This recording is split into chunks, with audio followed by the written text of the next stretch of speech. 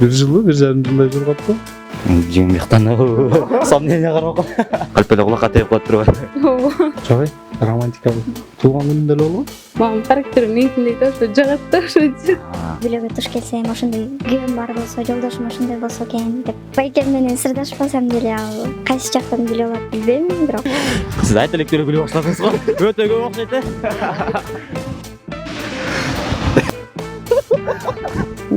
Көп бала болгум келет да. Айтты, тарс кылат. Болду, ошоңуз менен чагып.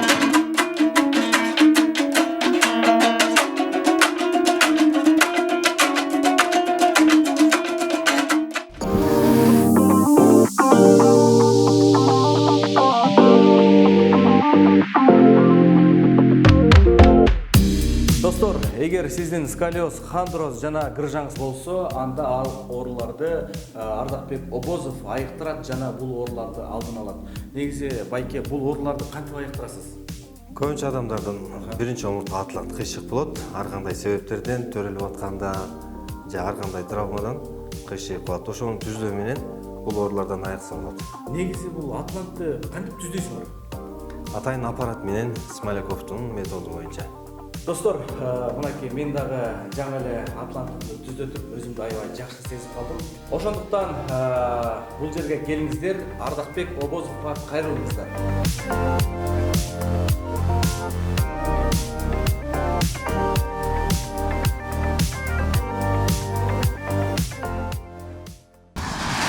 Саламатсыздар, урматтуу көрүүчүлөр. Бүгүн биз Чүй областынын Панфилов районунун Кайыңды шаарына келдик. Жаш үй-бүлө долбоорунун негизинде биз ушул жердеги жаш үй-бүлөлөр менен кызыктуу маек курганы келдик. Андыктан сиздер дагы ушул долбоорго катышкыңыздар келсе, төмөндөгү номерлерге кайрылсаңыздар болот. Маек кызыктуу болот, бизден алыстабаңыздар.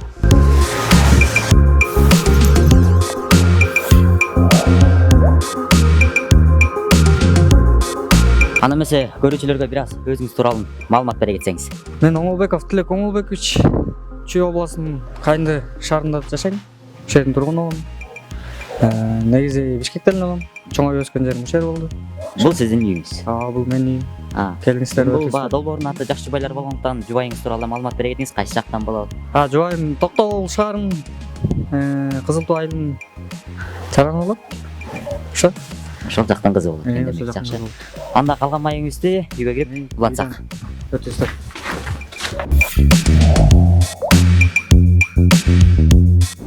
Ал эми экөөңүздөр тууралуу сурасак, экөөңүздөр кантип таанышып калдыңыздар эле? Каяктан, кантип, эмнелер болуп, же бирөө себеп болду беле? Ошол тууралуу маалымат берип кетиңиз. Биздин таанышканыбыз интернеттен таанышканбыз. Жолугуп жүрдүк, тийишип жүрдүк. Курстөгүрдөгүлөр менен тийишим. Унуткам, ошону айтып берем. Ошентип жүрүп таанышканбыз. Кыз кылгын кылат дейт эмеспи, анан чуркадыңыз. Канча чуркатты? 1 жылы, 1,5 жылдай жүргөттү. Көп эле чуркаптыр анда. Айбай катындасынан окшойт анда. Кыз ошондой болот экен да. Албетте, жүрөгүн багандырыш оңой эмес дегендей. Сизге жеңимдин кайсы ошо өзгөчөлүгү, эмнесин жактырып, эмнесин сүйүп калдыңыз? Түшүнүгүн. Бирок тамагын көтөрө албайт. Ошону сор. Жеңмектен сомнение карап. Жакшы. Мен ошо сүйүү, ошо канча жылдан бери ошо түтүндү келе атасыздар. Ошол сүйүү, ошол жаңы сүйлөшкөн бойдон эле, ысык бойдон келе атабы? Жакшы эле. Бир 3 жылдан ашты. 3 жылдан ашты. Үйлөнгөнүбүзгө. 3 жылдан ашып барат. Бир балабыз бар. Жакшы эле. Ал эми ошо Тилек небереңиздин мүнөзү, кыялы кандай жоруктары бар? Ошол боюнча айтып кетсеңиз. Тилек мындай жоош, тенсеги жок, мындай эме бала болчу. Бирок айтканымды аткарат. Мындай бейчек эчтеке кылбайт. Ачып эмелерге жолобойт. Тамеки тартпайт, анысы жакшы. Тилимди алат. Бала болду, баласын бакканга жарайт экен. Жакшы көрөт, сүйөт. Дагы эмне дейин? Карындаштарын жакшы көрөт, эки карындаш. Мамасын да ошондой сыйлайт. Meni de ошондой сыйлайт, тайекелерин сыйлайт, туугандарын сыйлайт. Жакшы эле. Ал эмес эмне деп кылыктан неге карабай жүрдүң ошонун себеби бар болду экен. Билбейм. Башында дос катары эле болчу. Өзү деле билет, өзү деле айтат. Аябай высокомерный болчу. Билбейм эмне высокомерный экен, азыр кандай экен. Жакшысың азыр деп коет. Калп эле кулакка тээп коюп турбайбы? Ооба. Ошондойсың. Ошол кийин ошо ойлоп мурда ойлодуңуз беле ошо сүйлөшүп жүргөндө ушу мен кийин болочокко жолдошум болот деп. Билбейм, ошондой чувство болгон негизи эле башында сүйлөшүп барат. Бирок эми дос катары көргөм, бирок мага ошондой чувство болгон да, бирок өзүң айткан эмесмин. Эми болгон деп ошондой.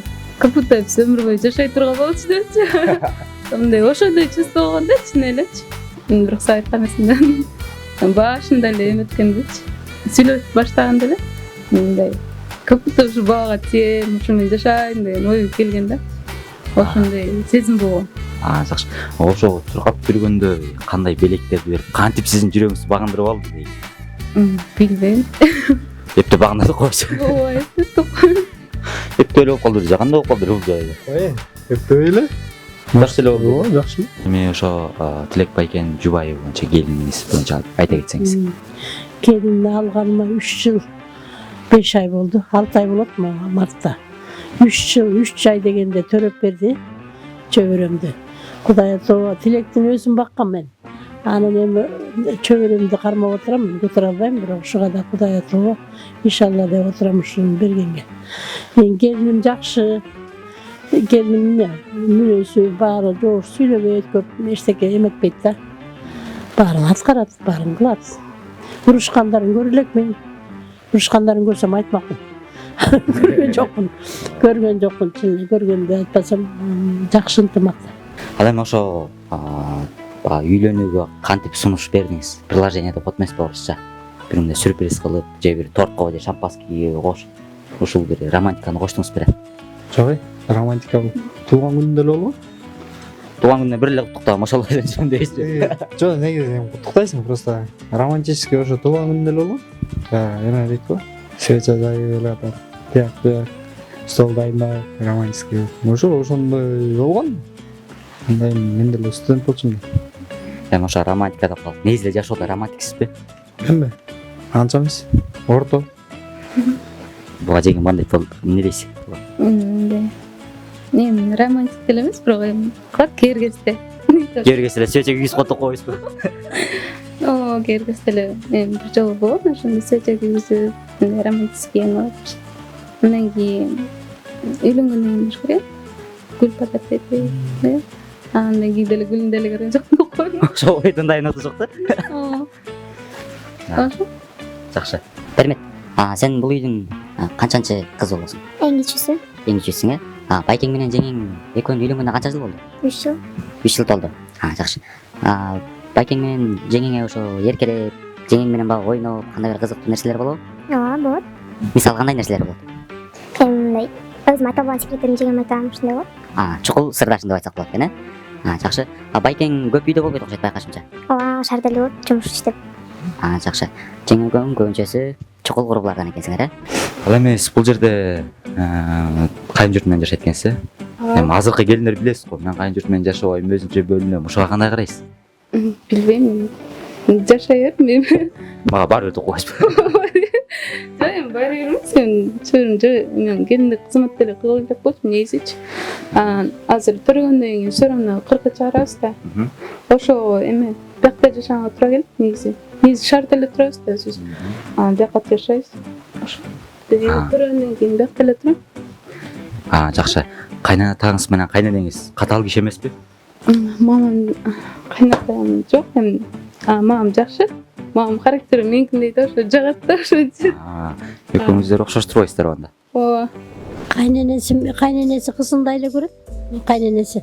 Ушулар жакшы болсо экен, жаман айтпайт да, баягы жакшы болсо экен, ушулар бир тың болсо экен, оокатын кылып кетсе экен, ушул үйдү уландырып кетсе экен деп ойлойт да. Ошо балдарына жакшы караса экен деп. Жакшы, кайненеси жакшы, жакшы карайт. Келини да жакшы карайт. Менин атым Айшел. Өзүм биринчи курстун окуучусу, студент болуп эсептелем. Тилек байкенин биринчи карындашыбын. Сиз кайсы жерде окуйсуз? Мен Кыргыз Олжас Ишанова Арбаев атындагы университетинде 1-курсунда химия биология факультетинде окуйм. Мыкты экен. Ал эми ошо үй бүлө тууралуу мисалы үчүн бизге жакшы байлар да долбоор. Андыктан ошо байкеңиз менен жеңеңиздин мамилеси тууралуу сиз кандай ойдосуз? Мага байкем менен жеңемдин мамилеси аябай жагат. Бири бирине кылган мамилеси, сүйлөгөн сөздөрү. Анткени мен кийин ойлой берем да, өзүм да ошондой үй бүлөгө туш келсем, ошондой күйөөм бар болсо, жолдошум ошондой болсо экен деп ойлоно берем да, кыялданып жүрөм. Мурда эмне менен алектенip кесибиңиз эмне? Кесибим боюнча модельер конструктормун өзүмчү. Анан кийин бирок ал мен иштеликмин, бирок эми иштейин деп атам да, ошого барып жүрүп азыр бала боюмда болуп калып, анан кийин ошо менен бара албагам. Азыр эми бала менен чоңойтуп ушулар болот. Ошо менен алектенебиз. Мурун шеде иштеп жүрдүм. Көп эле иштеп шедечи. Анан кийин шеде иштеп жүрдүм. Аякта боюмда болгондон кийин аякта калып кетти. Аяктагы чакырып, ушинтип бирок бара албай калдым да. Ошо. Сиздин кесибиңиз эмне сизге? Меники зуботехнический. Ошол боюнча иштеп келесиз. Ошо боюнча эле эми башында окууну бүттүк. Окууну бүткөндөн кийин кичине кыйналып профессия боюнча иштей албадым. Бирок кийинчерээк иштеп калдым, азыр иштеп атам, буюрса болот атакырында. Ошол кесипти тандоодо өзүңүздүн кыялыңыз беле же ата энеңиздин каалоосу беле? Менин кыялым бөлөк болчу ачы. Голливуд жылдызы деп болбоңуз анан. Жок, негизи баягы эме жакчы, баягы жаш кезде сериал көп көрчүбүз, анан оперлер жөнүндө Лентовской, анан ошол балда эме криминалистикени жактырчумун. Окуйм десем ошо болбой коюп, кичине тилекке каршы шартка байланыштуу. Анан армияга кетем дедим, окуу. Армияга кетем десем үйдөлөр болбой ошо зуботехнический тапшырып, бирок өкүнбөйм, азыр жакшы эле, негизи. Жакшы кесип экен, жагат. Өзүңүз сүйөсүз кыскасы. Сүйөм, жакшы көрөм. Ал эми ошо баягы кыз киши менен кыз киши бат тил табышат дейт. Ошо жеңеңиз менен кандай сырдашып, кандай баягы көңүлдүү нерселерди өткөзөсүздөр күндө?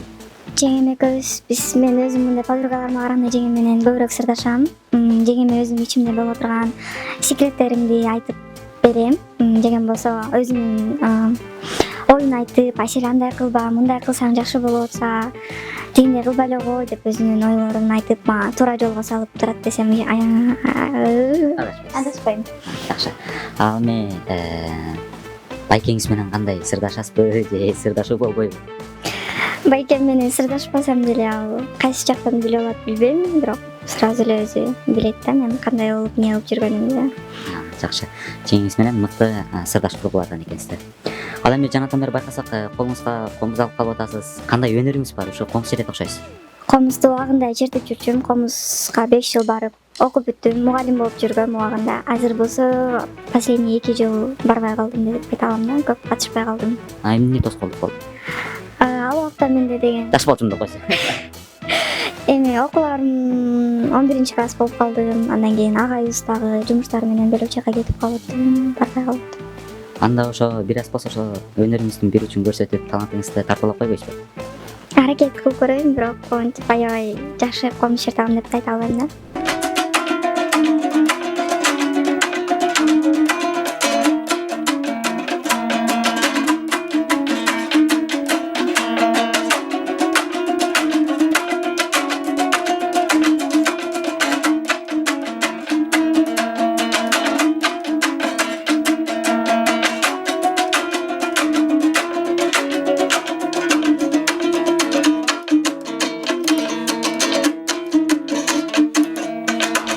Тилек мырза, сиз ушинтип канча бир күндө айылга келип турасыз?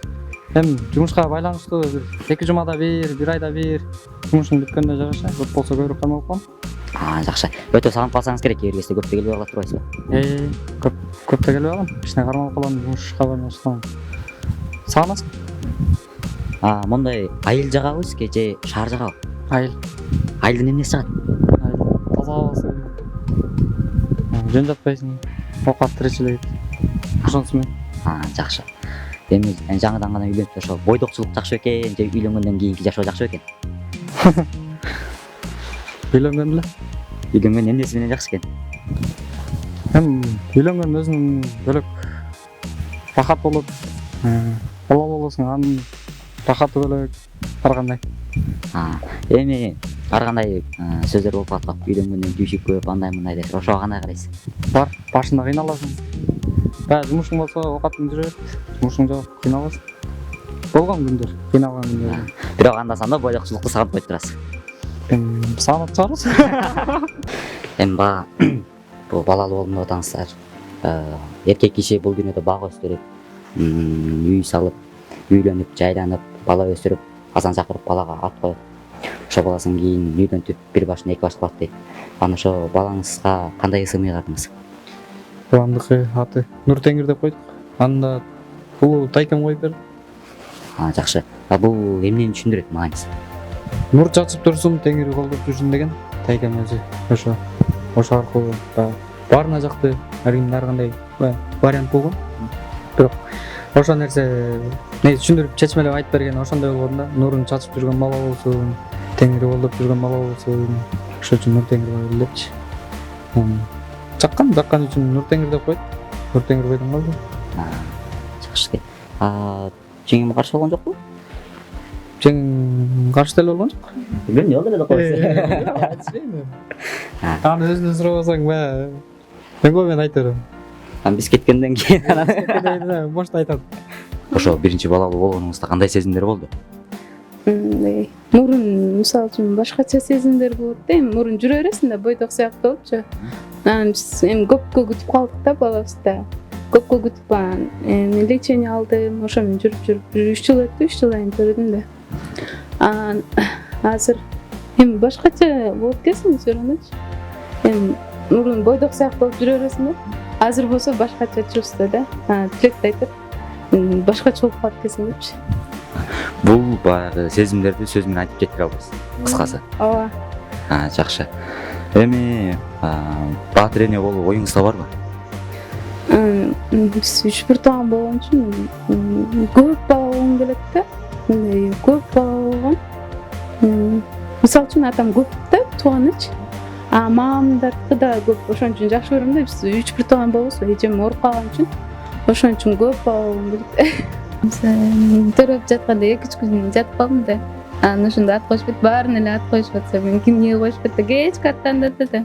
Анан тайкемдер эметип 2-3 аттандырды, ошондон Нуртеңирди жактырып ошону эмете алгам. Мамамдар да ошону жактырды. Анан ошону жактырып ошол эле атты коелу деп ошо Нуртеңир коебуз. Жакшы экен. Бул эми эркек киши үйлөнүп аткандан кийин барып жеңиме калың бердиңиз да. Эми бул ачык эле кеп болсун да. Канча бердиңиз калың? Ушуну айтыңызчы, мага өтө кызык болот. Жок, эми калың деле берген эмесмин. Окуганда окуганда. Калың берген эмесмин, баягы эне сүтүн бергенбиз, калың берген эмесмин. Ойдо эки жак баягы ачык эле сүйлөшкөнбүз да, баягы мен жак келген, мен тараптан, келинчек жактан тараптан баары келишкен, сүйлөшүп кафеде кантип эле отуруп, ошол жерден тааныштырып бири-бирин ушундай үйлөнөлү деп атабыз деп. Анан эми баягы шартка карайт кезинде кичинечи. Айтканда калың десең калың деле апарып берейин. Бирок свадьба бере албайм го. Свадьба болсо свадьба берейин нормально. Ошентип анан баягы кишилер эмне дейт? 2 жаштын каалоосу да турабы? 2 жаш эмне десе ошол болот да. Анан ошо 2 жаштыкы менен деп свадьба бергенбиз. Свадьба жакшы болгон. Канча киши чакырдыңыз? 300дөн ашыкпа где-то.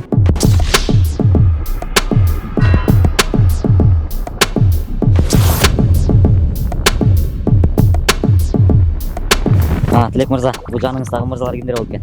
Досторум болот. Досторуңуз болсо абдан жакшы.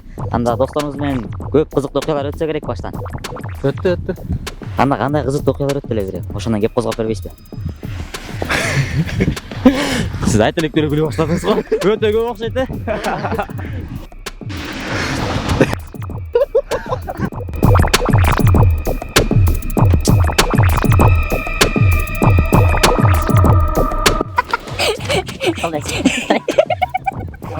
Кайсыны айтып берейин? Өтө эле көп окшойт байкашымча. Келиң сонда сизден сурайын. Кандай кызыктуу окуялар өттү эле? Бизден эң кызыгы Жек менен экөө башкача оюнда атканда үйүндөрү менен таанышканда эң кызык күн ошол болгонбучу. Эмнеси менен кызык болду эле? Бул бала вообще жоош жүрбөчү эле да.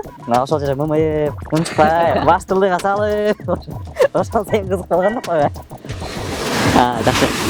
Таанышуудан кийин ошо той күндөрү кандай болду? Той кандай өттү? Той күндөрү мен ал кызыгы өзүнчө башкача кызык болгон бизде. Үйгө келип, кичине кызмат кылып, анан кечинде биз өзүнчө балдары менен жасалайлы акыркы күндө бул бойдокчулук менен коштошуу күнү деп жатпай калдык бирок алга. Жакшы. эми достор кай жерде болбо жаныңда болот да. Кыйынчылыкта жүрөй турганда достор. Анан ушу досуңузга кандай баа берет элеңиз? Досума 5 деген баа берем. Кайсы жерде болбосун, баардык жерден кыйынчылык болбосун, баардык жерден жардам берет. Эч качан жок дебейт, өзүндө жок болсо деле берет. Колунан келген нерсесин. Ошонусуна 5 берем мен. Атак мындан байлык же башка эчтеке кереги жок мага. Болгон 8 кылмат мага ортодо болду. Iyi достук.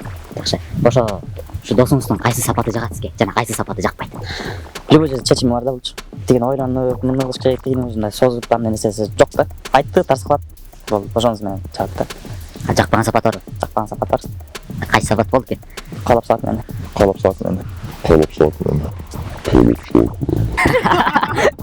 Кандай жерлерден кантип колоп салды эле ошолдон деп бериңизчи эми. Калап салып тамашалап айтпайм мен. Жаман сапаттарынан эми. Жаман сапат деле жок. Жакшы. Эми бул жакта байкебиз. Байкебиз ачып уялчы. Деле. Уялчак досторубуз көппү? Көп эле. Бар. Өзүңүз ошолордун арасында канчанчы орундан деп эсептейсиз? Уялчактарданбы? Ортосун. Таптакыр уялбайсыз, 5 нерсени тартынбайсызбы? Жай эми ортосунда. Ортосунда жакшы. Эми баары бир кайын журтка барганда уяласыз. Мынтип ал жерден досторуңуз менен сүйлөшкөндө сүйлөшө турган болсок анда кайын журттар эмес керек болот. Эми сизден сурап кетейин, жеңем үйдө кандай кожойке? Үйдө 5 го. 5 деген эле баа бердим. Кайсыл тамак жакшы жасайт? Бүт эле. Негизи эле мен тамак кылабайм. Эмне тамак болсо ошону жей берем. Жеңим бул жакта койчу айдап. Агай. Тилек эмелер жакшы, жана гарнирлер, жирный тамактар жакшы болот да негизичи. Мындай шорпо эме жасап койсоң жагымын көрөт да ошончу. Мисалы үчүн мантын жакшы көрөт, плов жакшы көрөт, мындай. Жакшы тамактар эле жакшы көрөт да. Шорпо жасап койсоң жеп болот да, ошо жок. Шоркурат ичип отурам деп коет окшойт кашымча. Майлуу тамактарды жакшы көрөт окшойт да, э? Камыр тамак, ошо жакшы көрөт да. Жакшы. Азыр эмне тамак жасайын деп жатасыз? Сооромо жасайын деп атам. Жакшы. Ал эми сизде кантип эркелет? Же андай нерсе жокпу? Жок, эркелет. Эми күчүгүң, мышыгың көбүчкөнүн дагы. Жаным, күчүгүм, сакым деп эркелет. Атыңыз сунуп калганда жаның деп коет. Ошондой. Бош кезиңизде эмне менен алектенгенди жакшы көрчү элеңиз? Деги эле сиздин хоббиңиз эмне? Сүрөт тартам, мен сүрөт жакшы тартам, ошо школа кезинен бери. Бирок азыр көбүнчө тарта албай калдым. Мисалы үчүн азыр эми модельер, конструктор болгончу профессиям. Ошо боюнча эле интернеттен үйрөнүп аткам. Ошо боюнча эле эмтедим, бирок азыр бош убактым жок вообще. Боюмдар уже төрөлгө жакын. Ошо төрө эми боюмдар кезде ошо окуп жүрдүм, ошо интернеттен.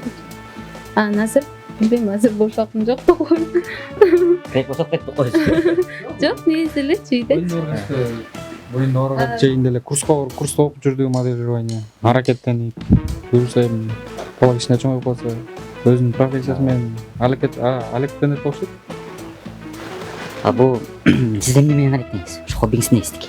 Хоббим. Чатмайбы? Токтош керек. Жасалыш керек. Болду ошо эле. Телефон чыкуу, Эми телефон деле эмес, кеп баягы. Эми эс алып кичине жатыш керек, басыш керек. Болду ошо эле. Хобби балык. Баса балык. Только балыкка барам. Бош учурда. Балыктар менен ошо эс алам, ошо менен. Ошо менен карантинде как раз 3 ай, 4 ай карантин болду. 3 ай 4 ай балык чалдым ошо жерде. Күндө балыкка кетем, күндө балыкка барам, кайра келем, баягы. Эс алуу ошо болду да магачы. Бөлөк нерсе менен алектенсе, мен эс алган ошо балыкка бардым, келдим. Төбөлөр деле жыргашты. Күнгө балык жемей. Жакшы болду. Балык эс алдырат да кичине. Баягы Сергей суунун жанында тыныч отурасың. Ошондо мен эс алып жүрдүм. Карантинде ошентип өткөрдүм. Жеңемди жаныңыз бериш болгон жок спортко? Барды. Бул деле балыкка кызыкчу эмеспи? Балыкка кызыкпай жүрүп анан жоло бардым. Анда жаккан жок, экинчи жоло бардым. Баягы балыкты кайырмакты салып койдум. Энеси поплавканы тартып атат. Буга айттым, ал, ба, күрөтөбүз. Тартып. Анан тартып чыккандан кийин ошондо өзү эме айтып бергечи, өзүң кандай болду? Ошондо кандай эмоциялар болду эле? Билбейм, башкача болуп кетти. Эми как будто эме да, мындай селиңе жеткенде болот экенсиң да. Кечке күтүп отурасың, анан кийин балчыш бөлө тартасың, анан кийин мындай. Билбейм, короче. Жакшы эле чувство болот экен. Алтын мал кармап алгандай эле болсоңуз керек.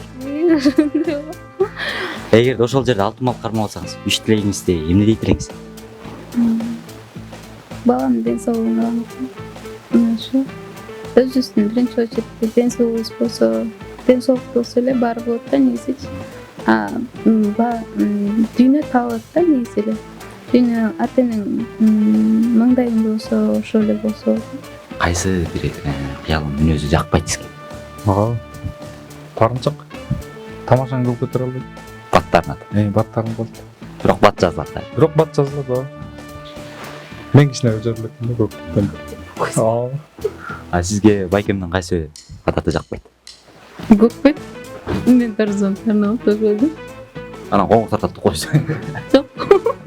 Жок, Ооба, чарчады тартам.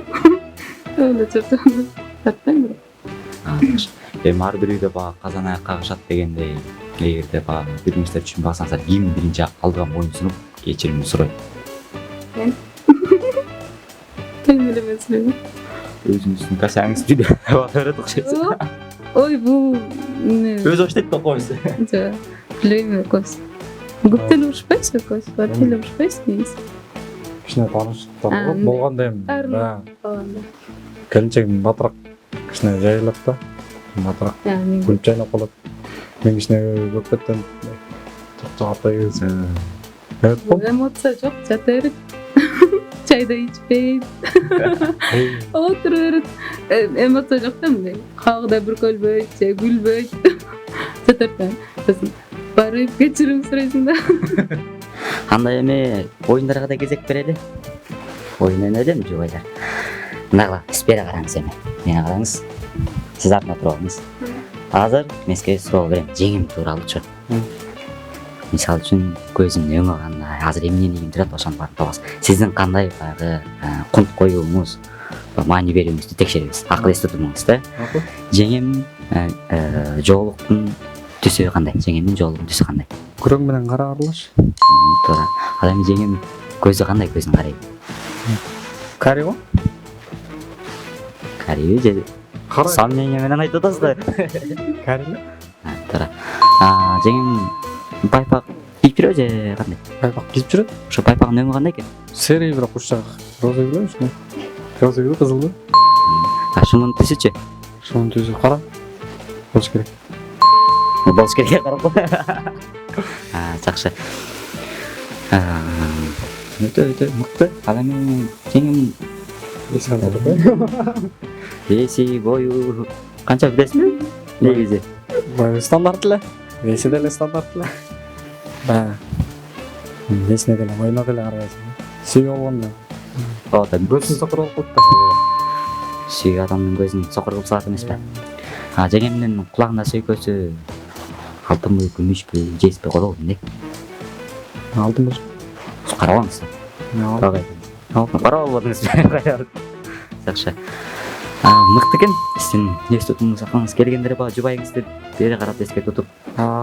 Маани бергениңиздин белгиси. Жок, мен негизи эле көчөдө жүрсөм деле баягы көп нерсени внимание менен карап эске алып коем.